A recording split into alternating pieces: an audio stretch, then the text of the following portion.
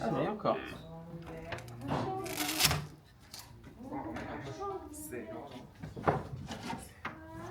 Regarde, on s'assoit ici, parce que la salle, elle est déjà prise. Timothée? Non. Non? Bon, bah alors, bah, on va là-bas. Vas-y. Tous les matins, sur l'unité, les jeunes arrivent. Ils savent que le premier accueil se fait sur l'extérieur. C'est aussi un temps où on est tous ensemble. Ça permet aussi de faire de la décharge motrice, de proposer des petits temps d'activité. On peut boire un verre d'eau. Et ensuite, on se rend à son casier pour aller sur son groupe d'à côté.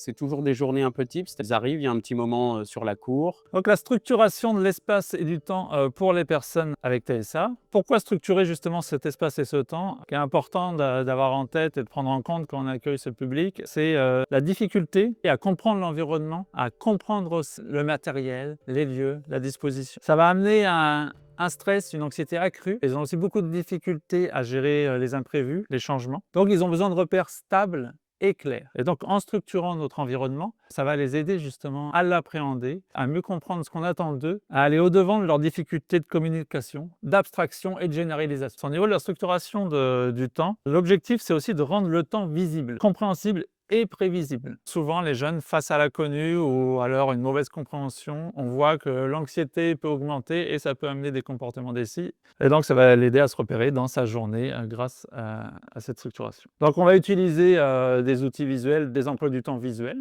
sous différentes formes. On a des emplois du temps picto, de haut en bas, des emplois du temps objets pour certains jeunes. On a des emplois du temps écrits pour ceux qui ont accès à la lecture, mais tout le temps sur un support visuel. Au niveau de la gestion du temps, on utilise aussi également beaucoup minuteur, sablier, time timer, etc.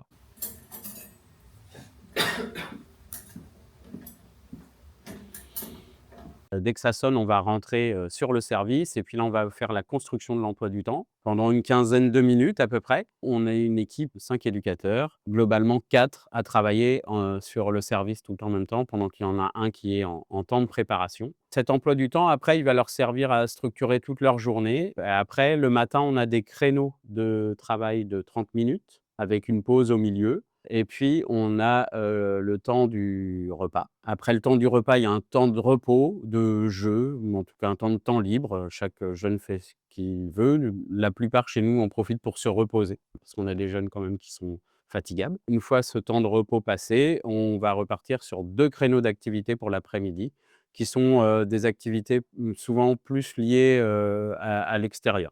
Où on sort du service, où on va pouvoir aller faire de l'équithérapie, de la piscine, voilà, de la médiation animale, ou éventuellement on reste pour ceux qui restent ici, on va être sur des activités, soit, sur le reste de la SIPFP en pré-professionnel, soit sur, des activités de pâtisserie, des choses qui demandent un peu plus de temps. Rien.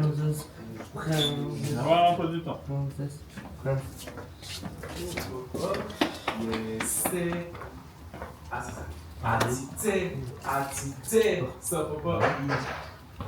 Excellent. Sport, super. Je peux y aller. Pardon. Et nous, avec eux, sur la journée, on va travailler sur différents types d'apprentissage, que ça soit cognitif, pédagogique, ou alors aussi des apprentissages liés à l'autonomie. Et puis aussi, on va essayer de faire en sorte que tout ça, ça se passe le mieux possible pour eux, donc plutôt épanouis quand ils viennent ici. On prend le taxi et on rentre à la maison. Super. Où est-ce qu'on va, Timothée, maintenant? On va en Sport. En sport. Allez, go, c'est parti. On y va. Là, Jérôme, il est arrivé en plus. On y va. Alors moi, mon rôle, en tant qu'éducateur ici, ça va être d'encadrer des activités, de les accueillir. Pour certains dont j'ai la référence éducative, ça va être aussi de mettre en place les projets avec les parents. En collaboration avec la famille, on va construire des projets et le jeune, on va construire des projets éducatifs et puis on va essayer de mettre en place, différents apprentissages, différents ateliers pour qu'ils puissent gagner en autonomie et en connaissance. Quels sont nos objectifs quand on va structurer l'espace? D'abord, ça va être d'apporter des repères visuels. On a des jeunes sur l'unité qui, pour la plupart, au niveau de leur communication, notamment réceptive, ont des déficits. Et donc, le fait d'avoir de la communication et des outils visuels vont faciliter justement la compréhension. Ça va également leur permettre d'être plus concentrés et favoriser l'autonomie dans leurs déplacements. Donc, les moyens qu'on peut utiliser, ça va être des zones de travail clairement définis, des espaces travail, détente, sensorielle, activité. Les pièces vont être définies par un pictogramme ou alors pour certaines par un code couleur. Marquage visuel qui soit au sol ou sur les murs et également un mobilier adapté. Ça va aller faire des tables en un pour un jusqu'à avoir du matériel pour l'un, une chaise, pour l'autre, pour s'asseoir, un ballon, ce genre de choses. On va avoir des coins de travail individuels où il y aura toute la séquençage en pictogramme qui va être installé. On peut avoir un espace sensoriel calme.